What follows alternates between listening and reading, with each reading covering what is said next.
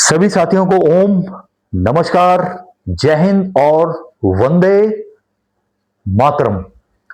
आज फिर मैं एक विषय लेके आया हूं। विषय बहुत ही मजेदार है।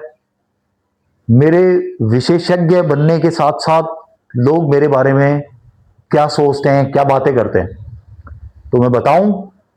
नृत्य, सबको पता है कि मैं नृत्य का विशेषज्ञ हूं। मयूरभंज छऊ मैंने 10 साल पढ़ाई की। उसके साथ साथ मैंने भरतनाट्यम, ओडिसी, इन पे भी काफी मेहनत की। वेस्टर्न फॉर्म्स, जैज, सालसा, काफी सारे फॉर्म्स को लेके मैं सीखता था, क्योंकि मेरी एक आदत है, मैं हर साल कुछ ना कुछ जरूर सीखता हूं। पहले मैं हमेशा यही करता था कि पैसे इकट्ठे करता था धीरे धीरे और कुछ नई आर्ट फॉर्म सीखता था। उसी के साथ साथ माइम, मोनो एक्टिंग, मूक अभिनय, थिएटर थिएटर की काफी सारी इंटरनेशनल वर्कशॉप्स मैंने किए हैं। माइम का 1 साल का कोर्स किया। योग में मैंने 2 जगह से कोर्स किए, एक पतंजलि योग पीठ और एक गांधी दर्शन समिति। और लगातार मैं सर्टिफिकेशन भी करता रहता हूं। तो कुछ साल पहले की मैं एक बात बताता हूं।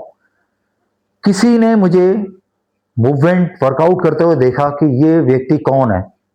तो मेरे ही एक जानने वाले व्यक्ति ने कहा कि हाँ, ये तो दीपक टांक है, और इनको आप ऐसे कैसे कह रहे हो कि ये फिटनेस सिखाते हैं। तो उन्होंने कहा नहीं, मैंने सुना है कि ये फिटनेस, एरोबिक्स, योग भी सिखाते हैं। डांस के माध्यम से भी इन्होंने कुछ नया क्रिएट किया हुआ है जो फिटनेस में यूज करते हैं। तो वो व्यक्ति क्या बोलता है कि नहीं नहीं, ये तो डांसर हैं, इनको क्या पता। मैं एक चीज बताऊं कि अगर एक डांसर लगातार 10 साल सीखने के साथ साथ अपने रियाज को बढ़ाता रहता है और 25-30 साल तक वो रियाज को ले जाता है, तो उन्हें यह समझना चाहिए कि वो इंसान मूवमेंट का एक्सपर्ट हो चुका होता है। रियाज कर करके भी बहुत बड़े गुरुजी हैं एक, उन्होंने ये बात कही हुई थी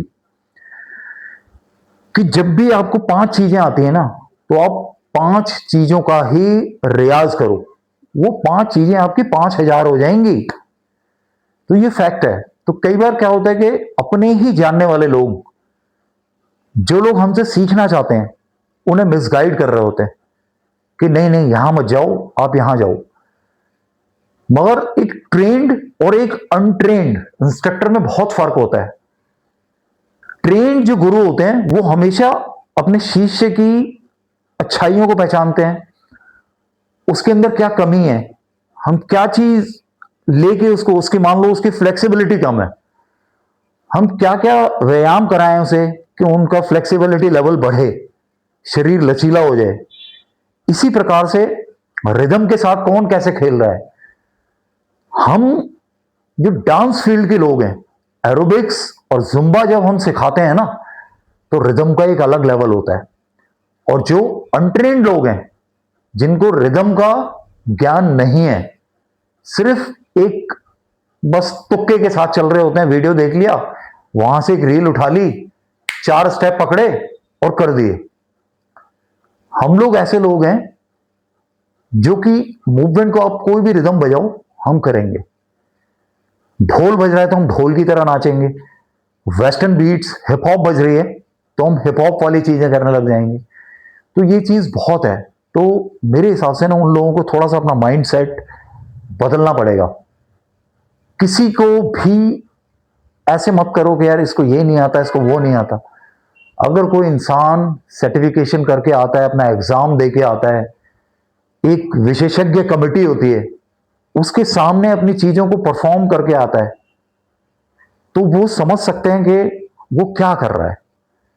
तो मेरा किसी को हर्ट करने का चांस नहीं, मगर वो उस इंसान को मुझे जवाब देना था और मैंने सोचा था कि कुछ टाइम के बाद दूंगा, क्योंकि अब मेरे पास लगभग फिटनेस के 9 सर्टिफिकेशन हो गए हैं, वो भी भारत सरकार के। तो इसलिए मुझे बताना था। Thank you so much. जय हिंद, वंदे मातरम।